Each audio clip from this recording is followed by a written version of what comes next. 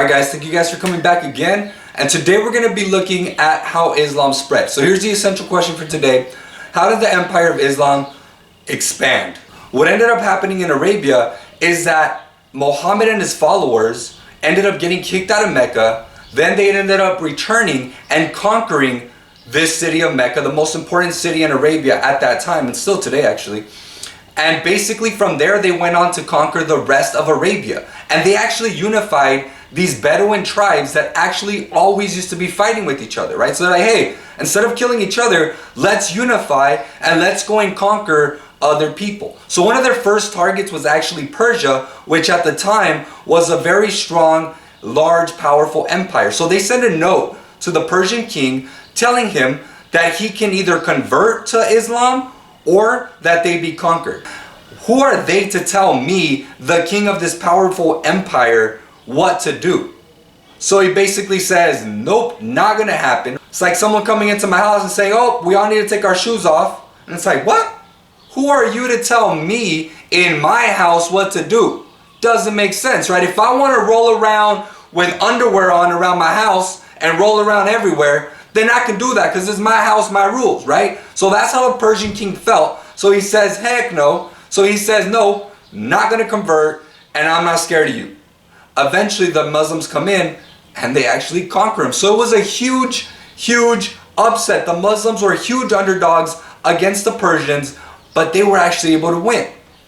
So they did something similar to the Queen of Northern Africa. So they sent her basically a message saying, hey, you need to become a Muslim or we're going to conquer you. They ended up conquering them as well. They ended up chopping off the head of the queen in Northern Africa and sending it to the Caliph, to the leader of the Muslims, as proof that they had killed her and basically that they had conquered Northern Africa. So they started spreading out, they started conquering all around the Middle East and beyond, into parts of Europe like Spain, into Northern Africa, into Persia, and basically we're going around conquering everyone.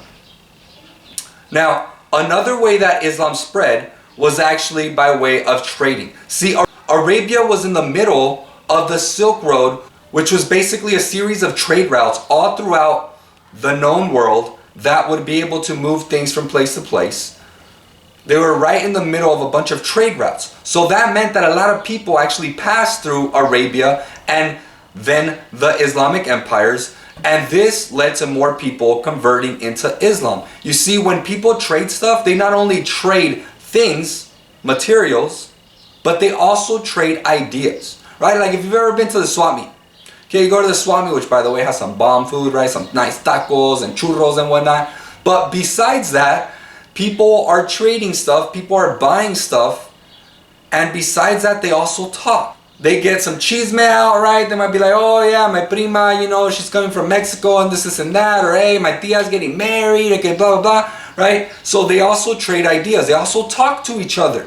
And this also happened in the Islamic world. In these bazaars, as they call them, which is kind of a bizarre name, these bazaars, they actually were trading goods, but they were also trading ideas. Another way of encouraging people all throughout this recently conquered Islamic empire was actually a tax. So there was a tax that was levied, that was given to all people that were not Muslims. However, if you decided to become a Muslim, you didn't have to pay that tax. So a lot of people are like, I'm just going to become a Muslim, that way I don't have to pay the special tax. They started spreading their religion to new places like Africa. And again, it all started with trade. Okay, see, Africa had a lot of gold, okay, especially West Africa. West Africa wanted salt. You see, salt is very necessary for us to live. Every single human needs at least some salt in their body. So West Africa needed salt. Arabia wanted the gold that West Africa had. And Arabia, well, they had a little bit of everything. So they could trade, again, because they're in the middle of these trade routes, they were able to trade with people in the upper part of Africa, in Northern Africa, and basically buy up a bunch of salt, then go down south with their caravans of camels to West Africa and exchange that salt for that gold. Okay, so this made them ridiculously wealthy. In fact, 1 pound of salt was actually worth the same as 1 pound of gold. Now, many Africans started becoming Muslims because it gave them better access to markets and to trading. Okay? Again, because they didn't have to pay that tax, because they made good relationships with these Muslims, if they were also Muslim as well. Now, unfortunately, we don't know a lot about medieval Africa because of the fact that they did not write down their history. Kind of like the Incas. Okay? So what they did have were people called griots, which were basically people that were responsible for memorizing the histories and stories of Africa. Now, the problem with this is, though, that it was only done orally, right? So people had to memorize, these griots had to memorize these stories and histories and then pass it down to the next generation. But as we know, if you've ever played a game of telephone or like chismes, they kind of change a little bit, right? Every time that message gets sent, every time that story gets passed down, it changes a little bit to the point where it becomes somewhat unrecognizable from the original, right? So a lot of the stories we know about medieval Africa, we're not really sure exactly how precise they are.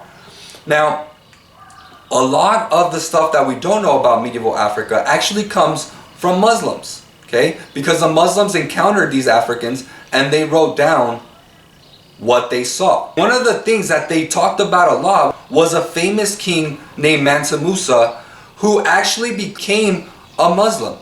And he encouraged people all throughout his land to become Muslims as well. Now, Mansa Musa is known for being the richest person ever in the history of the world.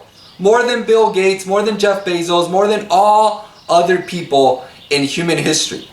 In fact, because he was a Muslim, he actually went on a very famous pilgrimage to Mecca, as Muslims are supposed to do. So he brought with them 80 camels, and each were bringing 300 pounds of gold. He also brought about 60,000 people with them. On the way to Mecca, he actually gave away about 2 tons of gold to people that were just kind of passing by. 2 tons.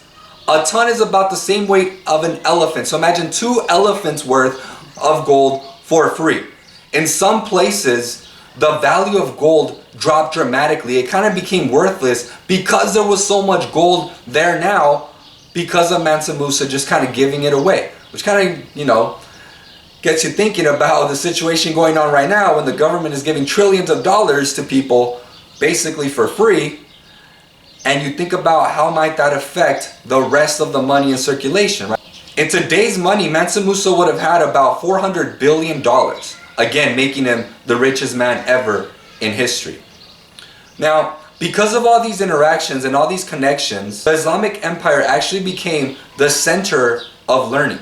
They had a place, for example, called the House of Wisdom, where they had ancient Greek books, ancient Roman books, and basically a lot of knowledge that was held in these libraries all throughout the Islamic world. The Islamic Empire ended up becoming one of the largest in history. With that, we're going to go ahead and stop there, and I'll see you guys next time.